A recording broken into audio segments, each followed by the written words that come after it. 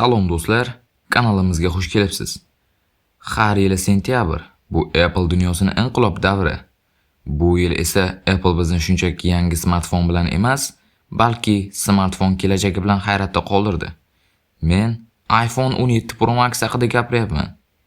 Bu shunchaki yangilanish emas, bu butunlay yangi daraja.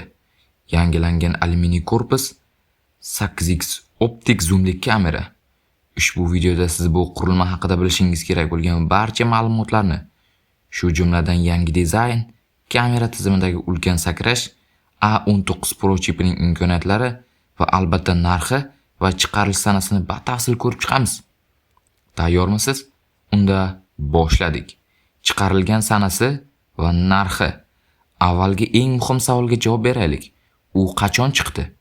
iPhone 17 Pro va iPhone 17 Pro Max 2025-yilning 9-sentyabrida rasman chiqqanligi e'lon qilindi. Oldindan buyurtmalar esa 12-sentyabrdan boshlandi. Sotuvga chiqarilishi esa 19-sentyabrdan barcha do'konlarga sotuvga chiqarila boshladi. Narx masalasi. iPhone 17 Pro Max modeli 256 GB bazaviy xotira bilan, iPhone 16 Pro Max esa 128 GB bazaviy xotira bilan chiqqan edi. Bu esa foydalanuvchilar uchun ajoyib yangilik bo'ldi. Narxlar o'tgan yilgi modelga nisbatan ozgina oshganligi aytildi. AQShda $1299 atrofida baholangan bo'lishi mumkin. Xotira imkoniyatlari esa 256, 512, 1 terabayt va hatto 2 terabaytgacha. Ha, siz adashmadingiz. 2 terabayt. Dizayn va konstruksiya. Dizayn borasida Apple katta o'zgarish qildi. Birinchidan ular iPhone 15 Pro va 16 Pro dagi titandan voz kechib, yanada yengilroq va mustahkamroq bo'lgan yangi yagona korpusli alyuminiy ramkaga qaytishdi. Bu juda yaxshi. Alyuminiy issiqlikni titandan ancha yaxshi tarqatadi. Ya'ni telefon og'ir o'yinlar yoki 8K video yozish paytida ham sovutish tizimi tufayli uncha qizib ketmaydi.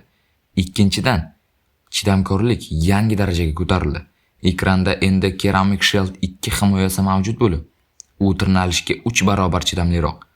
Eng muhimi, Apple Ceramic Shield 2 himoyasini endi telefonning orqa paneliga ham qo'shdi. Bu esa 17 Pro Max'ni Apple yaratgan eng mustahkam iPhone'lardan biriga aylantirdi. Ramkasi unibody alyuminiy, chidamlilik Ceramic Shield 2, sovutish katta hajmli bug'lanish kamerasi. Yangi ranglar ajoyib Deep Blue va jozibali Cosmic Orange ranglari mavjud. Display eng yorqin va chidamli ekran. iPhone 17 Pro Max'ning displeyi shunchaki ajoyib. Katta 6.9 dyumli Super Retina XDR OLED ekran. Yorqinlik eng yuqori cho'qqisi 3000 nits gacha yetadi. Bu ochiq quyosh ostida ham kontent mukammal ko'rishni ta'minlaydi. Avvalgisi 2000 nits edi. ProMotion albatta 1 Hz dan 120 Hz gacha adaptiv yangilanish tezligi saqlanib qolgan. Yangi anti-refleks qoplama displaydagi yaltiroqlikni sezilarli darajada kamaytirdi. Dinamik o'rol esa hali ham joyida, lekin endi u yanada ixchamroq va selfie kamera qismi endi 4 burchak sensorga ega bo'ldi. Bu sensor hamda ProMotion texnologiyasi endi birinchi marta iPhone'ning arzonroq modellariga ham o'tgani haqida gap-so'zlar bor. Ammo Pro Max eng ilg'or xususiyatlarni taqdim etadi. Kamera tizimi haqida gaplashsak, keling iPhone 17 Pro Max'ning eng katta yangilanishi kamera tizimi haqida gaplashamiz. Apple bu safar ancha jiddiy yondashdi. Endi telefon orqasidagi 3 ta kamera moduli, asosiy, ultra keng va telefoto hammasi 48 megapikselga ega. Bu ayniqsa past yorug'lik sharoitida detallarni saqlab qolishda ajoyib natija beradi. Asosiy kamera 48 megapiksel sensor saqlanib qolgan, ammo kattaroq sensor Pixel Binning texnologiyasi bilan past yorug'likda yanada toza suratlar beradi. Ultra wide kamera, ya'ni ultra keng kamera. Nihoyat ultra keng kamera ham 48 megapikselga yangilandi. Bu esa ultra keng surat va videolaringizni detallarini sezilarli darajada oshiradi. Hamda makro rejim uchun ham bu muhim yangilanish hisoblanadi. Telefoto kamera. Bu yulduz. Apple endi periskop telefoto linsasidan foydalanib, optik zoom imkoniyatini avvalgi 5x dan 4x optik zoom darajasiga olib chiqdi. lekin u 4x va ajoyib 8x optik sifatli telefoto suratlar olish imkoniyatini beradi. Raqamli zoom esa 40x gacha. Uzoqdagi obyektlarni sifatli suratga olish endi iPhone uchun muammo emas. Video va selfie yangilanish haqida. Apple endi Pro Max modelda 8K video imkoniyatini taqdim etadi. Shuningdek, ProRes RAW va Log 2 video formatlari professional operatorlar uchun ham kengaytirilgan. Selfie kamera endi 12 megapikseldan 18 megapiksel center stage kameraga o'tildi. U kengroq ko'rish burchagiga ega va video konferensiyalar paytida obyektni markazda ushlab turish imkoniyatiga ham ega.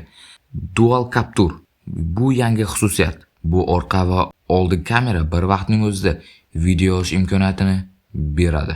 iPhone 17 Pro Max yuragida Apple'ning eng kuchli va samarali chiplari A19 Pro chipi qo'yilgan.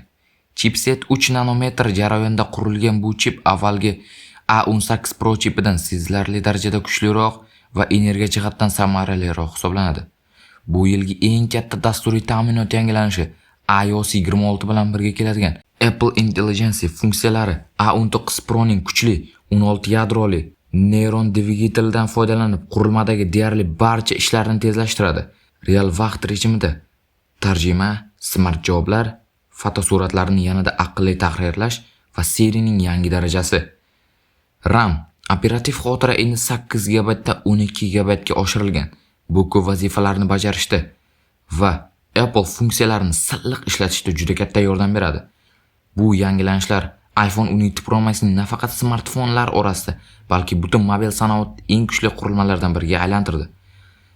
Kamera va chipdan tashqari yana bir muhim yangilanish bor.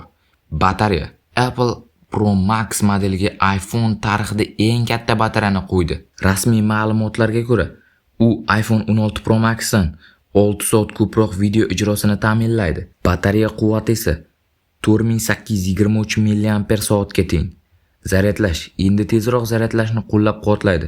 35 wattlik adapter bilan 20 daqiqada 50% zaryad olishi mumkin. Ulanish.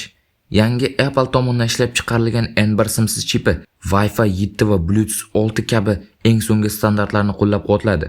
iOS 26 telefon eng yangi operatsion tizim iOS 26 bilan birga keladi. Bu yangilangan interfeys va boshqa ko'plab xususiyatlarni taqdim etadi. Chidamlilik to'g'risida. Suv va changdan himoya darajasi IP68 6 metrgacha 30 daqiqa ishlash imkoniyati. Xulosa qilib aytganda, iPhone 17 Pro Max Apple'ning so'nggi yillardagi eng katta va eng ta'sirchan yangilanishi bo'ldi. Alyuminiy korpusga qaytish, bug'lanish kamerasi bilan termal boshqaruv, uchlik 48 megapiksel kamera tizimi va albatta aql bovar qilmas 8x optik zoom. Bularning barchasi bu smartfonni o'z segmentida yetakchiga aylantirdi. A19 Pro chipi esa unga kelajak imkoniyatlarini olib keldi. Agar siz eski iPhone modelidan yangilanishni rejalashtirayotgan bo'lsangiz, iPhone 17 Pro Max siz uchun ajoyib tanlovdir. Agar sizda iPhone 16 Pro Max bo'lsa ham, bu yilgi kamera va dizayndagi yangilanishlar upgrade qilish haqida o'ylashga majbur qiladi. Siz nima deb o'ylaysiz? iPhone 17 Pro Maxdagi qaysi xususiyat sizni eng ko'p hayratda qoldirdi? 8x zoommi, 3000 nitsli ekranmi yoki A19 Pro quvvatimi? Fikrlaringizni izohlarda yozib qoldiring. Videoni yoqtirgan bo'lsangiz, like tugmasini bosing va kanalga obuna bo'lishni unutmang. Keyingi videolarda ko'rishguncha xayr. Aytgancha, bu telefonni juda ko'p maqtab yubordim. Chunki rostdan ham yaxshi chiqqan smartfon.